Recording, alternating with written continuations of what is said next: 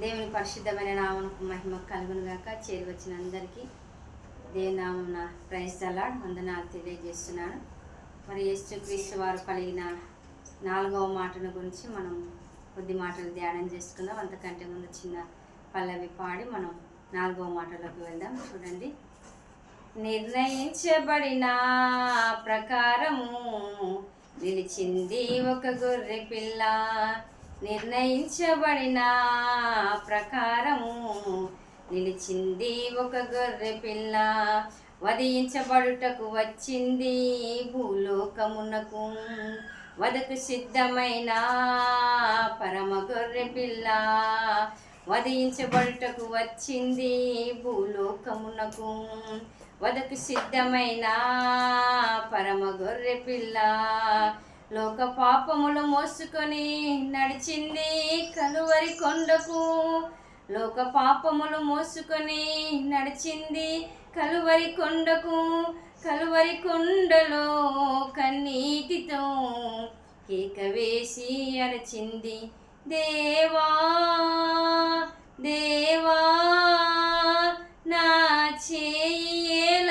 విడచితివి, నన్నేల నీవు మరచితివి, దేవా దేవా నా చేయి ఏల విడచితివి, నన్నేల నీవు మరచితివి.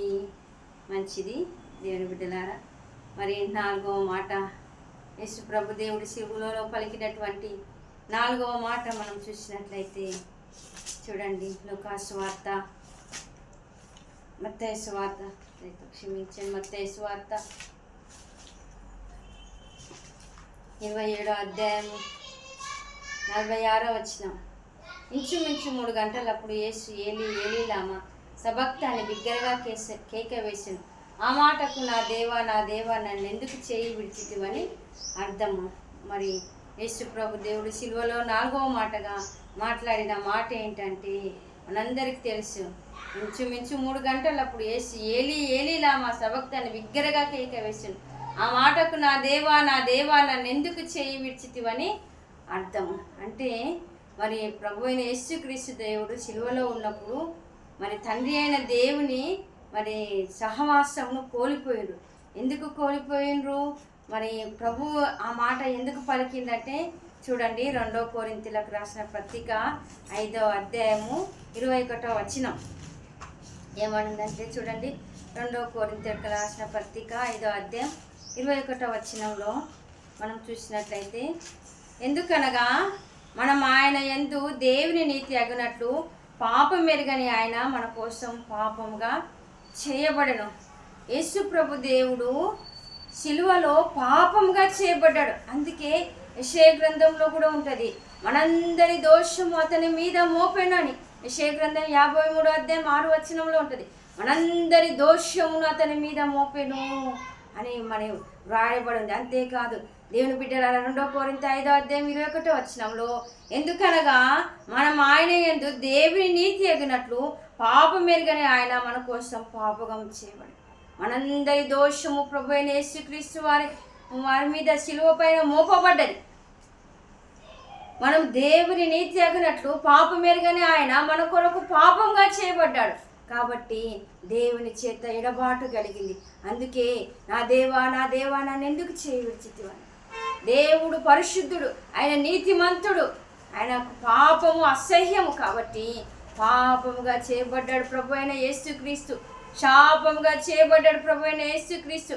ఆనాడు మరి ఇశ్రాయేలీలు మరి తాపకరమైన పాములు కలిసినప్పుడు కూడా వారు మరి బాధతో మోషేకు మొరపెట్టిన, మోషే మా కొరకు ప్రార్థన చేయన్నప్పుడు అనేకులు చనిపోతున్నారు. అప్పుడు మోషేకు దేవుడు చెప్తాడు, మోషే ప్రార్థన చేసినప్పుడు మోషేకు చెప్తాడు దేవుడు, మోషే నీవు ఒకటి ఇత్తడి సర్పమును చేసి దాని మీద పెట్టమన్నాడు, స్తంభం మీద పెట్టమన్నప్పుడు ఎవరైతే సర్పపు కాటుకు లోనవుతారో ఆ ఇత్తడి సర్పాన్ని తేరు చూసినప్పుడు మరి వారు బ్రతుకుతారన్నారు. దేవుని బిడ్డలను సర్పమును తేరు చూస్తే బ్రతికిండ్రు ఆనాడు.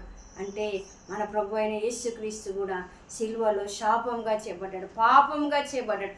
అందుకే నా దేవా నన్ను ఎందుకు చేయి విడిచితివన్నాడు. మనందరి దోషము, మనము చేసిన ప్రతి పాపము, ప్రతి అతిక్రమ అతిక్రమము ఆయన మీద మోపబడ్డది. అందుకే తండ్రి చేత ఎడబాటు కలిగింది. తండ్రి చెయ్యి విడిచిపెట్టిండు. ఆ ఎడబాటుతో మరి ప్రభు అయిన యేసుక్రీస్తు దేవుడు, నా దేవా నా దేవా నన్ను ఎందుకు చేయి విడిచితివన్నాడు. మనందరి శాపం ఆయన మీద మోపబడ్డది. మరి మనం ఎవరేమైతే ఆనాడు ఇశ్రాయేలు సర్పపు కాటు తిన్నటువంటి వారు ఆ యొక్క సర్పమును చూసినప్పుడు మరి బ్రతికిండ్రు. మనం కూడా శాపంతో ప్రతి ఒక్కరు యేసు ప్రభు వైపు పాపముగా శిలువ మీద వేలాడుతున్న యేసయ్య వైపు చూసినప్పుడు రక్షణ కలుగుతుంది. అందుకే 2వ మాటలో కూడా మరి దొంగ అన్నాడు, మరి ప్రభువా నీ రాజ్యం వచ్చినప్పుడు నీ రాజ్యంలో నన్ను జ్ఞాపకం చేసుకుంటే మరి ఆ దొంగ కూడా రక్షణ వచ్చింది. వెంటనే ప్రభు అన్నాడు, నీవు నాతో కూడా పరదేశంలో ఉంది అన్నాడు. వెంటనే రక్షణ వచ్చింది. సిలువలో మొట్టమొదట రక్షించబడిన వ్యక్తి ఎవరంటే ఆ దొంగనే. 2వ దొంగ మరి రక్షణ పొందిండు. దేవుని బిడ్డలరా, సిలువ ద్వారా రక్షణ. ఎందుకంటే మనందరి కొరకు ఆయన సిలువ మీద మరణించిండు. పాపముగా చేయబడ్డాడు, శాపముగా చేయబడ్డాడు.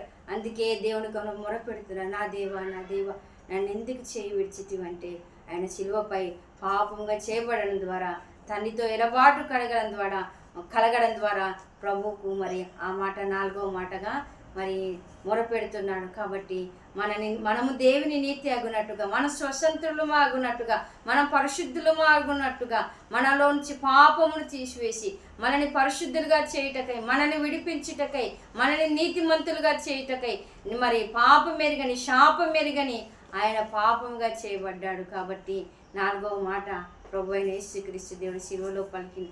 కాబట్టి మనం కూడా పరిశుద్ధంగా ఉండాలి. ఎప్పుడైతే పరిశుద్ధంగా జీవిస్తామో మరి ప్రభు సహవాసం మనకు కలిగి ఉంటుంది. పాపము లక్ష్యం చేస్తే మనలో దేవుని ఆత్మ ఉండదు. మనం పరిశుద్ధంగా జీవించాలి. మనం పరిశుద్ధులుగా ఉండుట కొరకే ఆయన పాపమును మోసిండు, ఆయన శాపమును భరించిండు. కాబట్టి మనము పరిశుద్ధంగా జీవించినప్పుడు దేవుని సహవాసాన్ని మనము కలిగి ఉంటాం. ఒకవేళ పాపమును మనం లక్ష్యం చేస్తే దేవుని సహవాసమును మనం కూడా కోల్పోతాం. కాబట్టి ఎప్పుడు పరిశుద్ధులుగా ఉండి దేవుని దీవెనలు పొందుకుందాం. ఈ 4వ మాటను దేవుడు దీవించి ఆశీర్వదించును గాక.